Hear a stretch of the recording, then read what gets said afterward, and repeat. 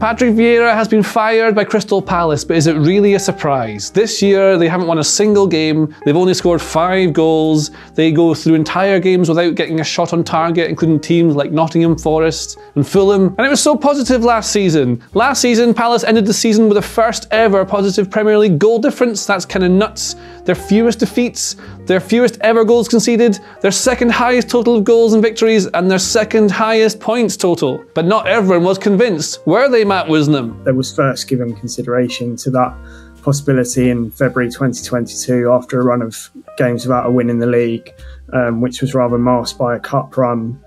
And this season they've gone without any wins in 2023. The other issues at Palace have been concerns which have been there for quite a while around his coaching staff and their ability. There was a lot of concern about Ocean Roberts, who was considered to be sort of the man behind a lot of Vieira's decisions. There was concern about the positions that he put players in, with not maybe putting everyone in their most natural positions, particularly Wilfried Zaha, Odsonne Edouard, Eberechi Eze. His attacking players weren't really utilised in the best way that they could have done. So there was a lot of disquiet over the coaching staff and what they were implementing and what they were suggesting, and it just didn't work out for them in the end. So there were doubts, and then performances recently have been really, really bad to watch. Palace fans are not having fun. There's a lack of energy, intensity. A lot of fans have said there's a lack of a clear tactical plan. So what is it Vieira's been trying to do the entire time?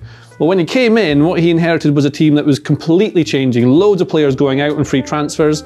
So they signed a bunch of players that came in, players like Joachim Andersen, Mark Gay, Lokonga's come in this season on loan. Then you've got Michael Elise, Eberechi Eze. All players are trying to get together to form this new sort of team. And Vieira took over from Roy Hodgson, obviously a very defensive coach. Roy Hodgson likes to keep them very deep and tight, and they would very rarely have any more than 3 players attacking at one time on the counter-attack. That's how they played. Vieira, very different. He wants to be more intense, press higher up the pitch, and win the ball higher up the pitch and then attack in a more progressive manner. And this largely worked for Palace last season. There was more intensity, they were getting forward more, it was more fun to be had, but they are missing a crucial piece of the puzzle. And if you take Lokonga out and put in a mystery man, we'll put him in here, Conor Gallagher, who obviously did not come back this season, was gone from this team. Now, he did a lot for Crystal Palace. So you think of him as being a ball-winning midfielder in this part of the pitch.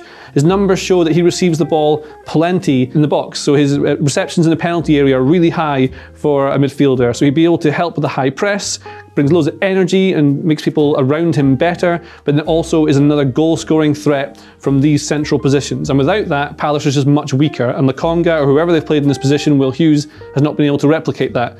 So because they're then not as good going forward, what's happened with Palace is that they have had to try and be more pragmatic. Now, some people were moaning that Vieira was not pragmatic enough and was sticking to this sort of play with players who couldn't do it. Like in Anderson, you've got a player who can ping these brilliant long passes to help start counter-attack moves, or just even to build progression from the back. With Mark Gay, you've got a player who can dribble out from the back. So this centre-back pairing makes absolute sense. It's really well put together. That's what you get. But then when you don't have one of these players, say you put in James Tompkins, he cannot play these sorts of passes. He can't do that. He plays short. And that limits the way you build up, which then invites more pressure. But Vieira stuck to the way he wants to play and wouldn't adjust it. There was an argument that he wasn't being pragmatic enough with his squad, and that he should have, considered going to 2 defensive midfielders with 1 attacking midfielder. I actually asked him about that after they lost 3-0 against Everton in October. And he simply replied no when I asked if he had considered doing that. However, he then went to a more pragmatic, more defensive setup, but then that has stopped them from scoring goals. So whilst their defence is good, they're just not scoring goals, so they're not winning games. And so what's happened since is that Crystal Palace are better defensively, but they're much worse going forward. So they don't have as many forward players. Like, they don't play Eze, Elise and Zaha in the same team anymore. They're normally getting only 2 of the wide players out of them and leaving 1 on the bench. And so then they're not as good going forward, which makes them even weaker, and they invite more pressure from teams as they push up and they struggle to get forward. And then there's the lack of energy, motivation, intensity in how they play, and so they're just stuck doing this, and this is not fun to watch. And we can even see it in the pressing numbers. So PPDA, or passes per defensive action, is a way we can measure how intensely a team presses. Under Roy Hodgson, we can see they do not press very much at all. Then Vieira came in and changed that. He made them more of an attacking, pressing unit, getting forward, higher up the pitch, win the ball higher up. But then when we get to this season, this drops off a cliff. Now that'll be to have to do with the fixture pileup of absolutely crazy teams like Man City, Arsenal, Chelsea, Brentford, Newcastle, all these really great teams have had to play at the start of the season, so naturally it drops off. Just tried to arrest it and get back to here, but they never really recovered to where they were playing before. So they're not winning the balls high up the pitch anymore, which means they're much deeper, which means that's another avenue of chance creation gone. So the club are never really that satisfied with Vieira, even when it was going well for Crystal Palace. The results aren't that much worse than last season, judging by the Premier League points total, hidden by the FA Cup run. But the football is nowhere near as fun. We know they don't press as much. They've gone back to playing this horrible, pragmatic style that isn't fun. They don't really have players that are good enough to either attack the way they want to or defend, or are the players just not motivated enough. Either way, it's not worked for anyone whatsoever. And so naturally, when all these things don't work, something has to change. And that thing that had to change is Patrick Vieira, who has changed to being unemployed. So what's next for Crystal Palace? Who Palace get in next is really up in the air at the moment. It's possible that they will bring in a caretaker manager.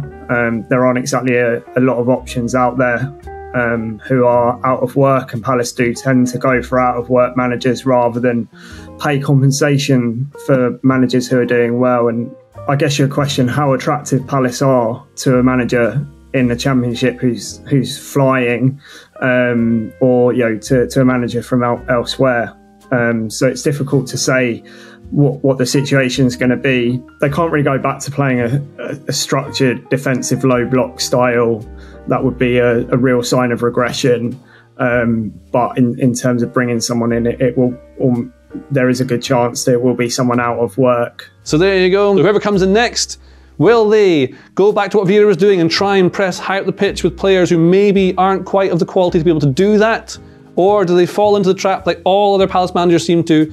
Play very defensive, try and play in the counter-attack, try and make them run a bit more, and maybe that'll be enough to keep them in the league. We're going to find out over the next few months. It's not even that long to go with the season. Find out what happens here on Tifo IRL, also by following the football.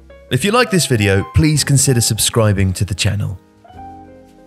The Athletic is home to some of the world's best sports journalists, including journalists dedicated to each Premier League team, so every fan gets the coverage they deserve, not just the big clubs. And you can try it for free now for 30 days. See the link in the description.